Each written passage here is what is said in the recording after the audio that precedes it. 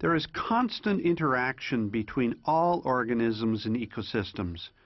Competition for scarce resources is often greatest between organisms that obtain their food in similar ways. Trees push their branches high into the crown of the forest cover in order to reach the sunlight essential for photosynthesis.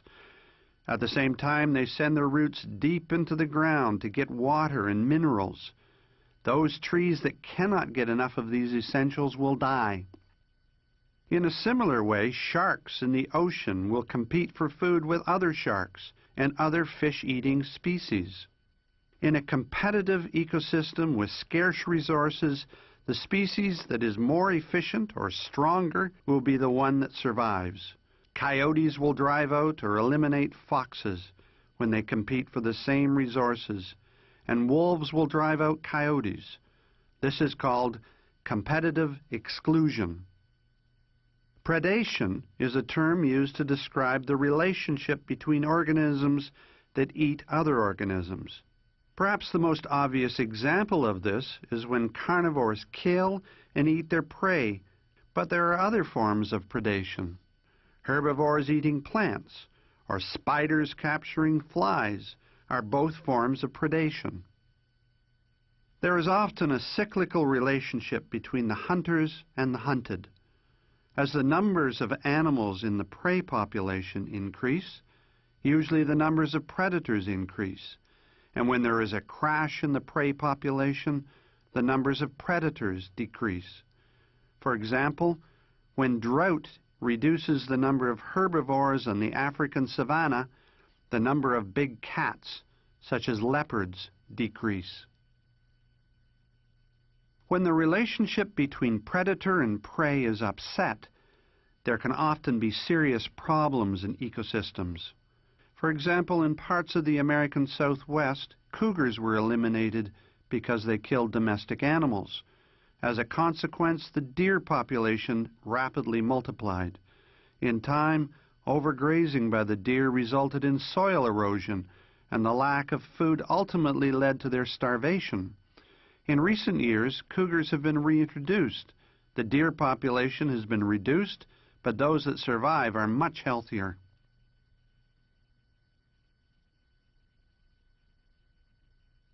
There are many fascinating examples of how organisms have evolved means to avoid being preyed upon. Cacti and thistles have developed spikes and thorns. Porcupines have quills. Turtles have shells. And rhinos have a tough skin like a suit of armor. Camouflage is another tactic. Some insects can mimic their surroundings so well they almost disappear. And a chameleon can change the color of its skin to blend in and hide. Within ecosystems, organisms often work together for their mutual survival. When one-sided relationships exist, it is called commensalism. Barnacles attach themselves to whales. This gives them protection and lets them reach new sources of food. When both species benefit from a close relationship, it is called mutualism. Certain birds cling to animals like cattle or African buffalo and eat the insects that they attract. Bees and hummingbirds take the nectar from the blossoms of plants and in turn play a vital role in pollinating the flowers. When one organism lives on another and gets its nourishment from the host, it is called parasitism. Many fungi and bacteria are parasites. Vines climb up trees and ultimately can kill them by capturing all of the sunlight with their leaves. Fleas live in the hair of animals, and roundworms can live within the digestive tracts of humans.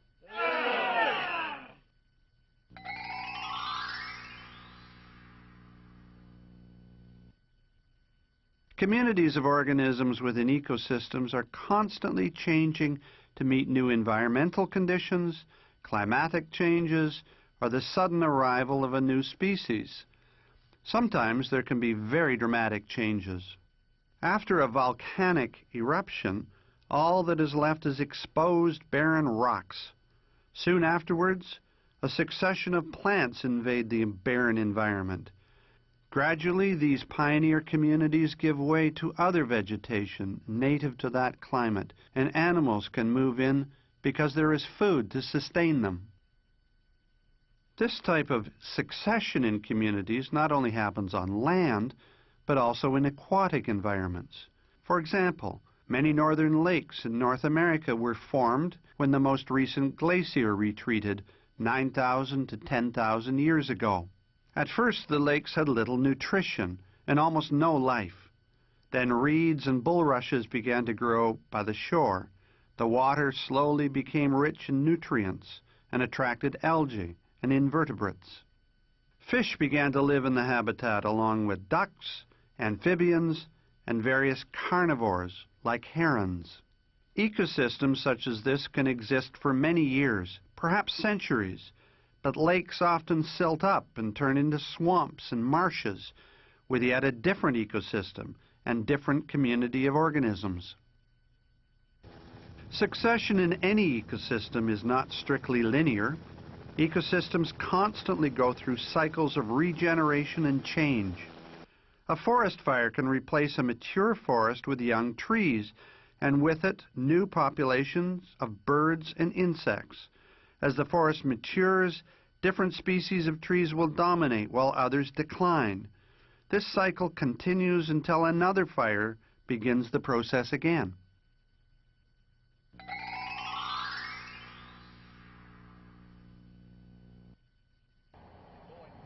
Human activity impacts local ecosystems virtually everywhere on the planet, and because they are all interconnected, the overall impact is global. If ecosystems are to remain healthy, they must maintain a rich diversity of living organisms. The biodiversity of ecosystems around the world is currently undergoing dramatic changes in species composition as a result of human intervention. The human population has been exploding. Agriculture has extended onto the most marginal lands. Air and water pollution has become so extensive that there is no part of the globe that is unaffected. A recent study by the United Nations Environment Program has found that the world's forests are vanishing at an alarming rate. Just 21% of the Earth's land area is now covered with healthy forests, and the authors fear that the richest patches of the remaining forests could vanish within decades. This will have serious consequences for soil erosion and the ability of plants to remove carbon dioxide from the atmosphere.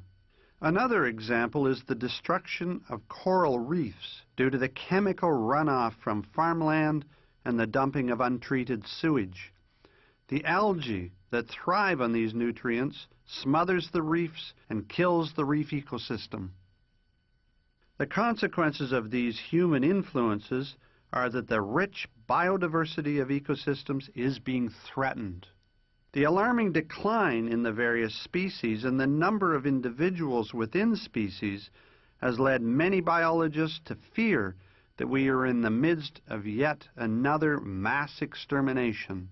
But unlike the others, this extermination is the result of human destruction of ecosystems. The loss of biodiversity is one of the most serious issues facing us in the 21st century. Will we continue to uproot and destroy ecosystems and the vast numbers of organisms that live in them? Or will we learn to live with the rich biodiversity of life that has blessed our planet?